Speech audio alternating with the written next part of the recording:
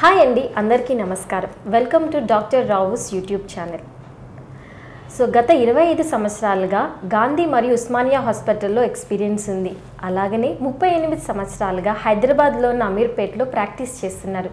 దంత సమస్యల గురించి ప్రజలకి అవగాహన కల్పించడానికి డాక్టర్ ఓ నాగేశ్వరరావు గారు ఈ ఛానల్ని స్టార్ట్ చేశారు. మా ఈ ఛానల్ని ఆదరించాలని కోరుకుంటున్నాం. నమస్కారం డాక్టర్ గారు. నమస్తే. డాక్టర్ గారు, ఇప్పుడు కొంతమందికి పళ్ళ పక్కన చిగురు పైన తెల్లగా కనిపిస్తూ ఉంటుంది. అసలు అలా ఎందుకు కనిపిస్తుందో మా వ్యూయర్స్కి తెలియజేయగలరా? చాలామందికి పళ్ళు ఇట్లా పుచ్చిపోతాయి. ఇవి చూడండి, పళ్ళు ఈ విధంగా ఉంటాయి, పుచ్చిపోతాయి అన్నమాట. ఈ పుచ్చిపోయి అది లోన బ్లడ్ వెసల్స్ తర్వాత నెర్వ్స్ ఉంటాయి, అవి కూడా పుచ్చిపోతాయి. అంటే మీరు చూసినట్లయితే ఇక్కడ కనబడుతుంది, ఇది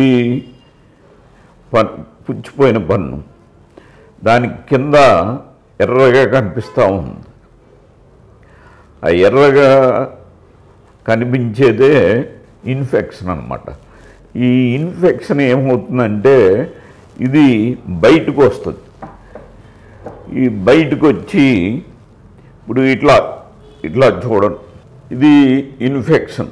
ఇది చిగురు పక్కనే వాపు వచ్చి ఆ వాపు అది పగిలి, ఆ పగిలిన తర్వాత ఆ చీము బయటికి రావటం అనేది జరుగుతుంది అన్నమాట. అంటే ఆ చీము బయటకు వచ్చినప్పుడు మనకి తెల్లగా చాలామంది పేషెంట్ చెప్తూ ఉంటారు అన్నమాట, డాక్టర్ గారు ఇట్లా చిగురుని నా పంటి పక్కనే చిగురుని ఇట్లా ప్రెస్ చేస్తే తెల్లగా వస్తుంది అని చెప్తూ ఉంటారు.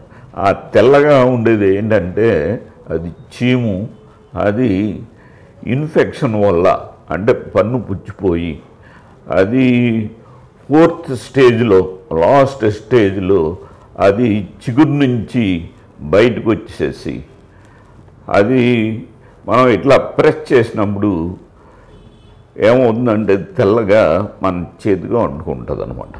ఇట్లాగా చాలామంది, అంటే కొంతమందికి నొప్పి ఉండొచ్చు, కొంతమందికి నొప్పి లేకపోవచ్చు. ఏంటంటే ఈ చిగురు నుంచి బయటికి చీము ఎప్పుడైతే బయటకు వచ్చేస్తుందో అది ఫ్రీ డ్రైనేజ్, అంటే ఆటోమేటిక్గా ఈ లోన ఏర్పడిన పస్ అంతా ఇప్పటికప్పుడు బయటికి వెళ్ళిపోతుంది. కాబట్టి అది ఫ్రీ డ్రైనేజ్ లాగా ఏర్పడుతుంది.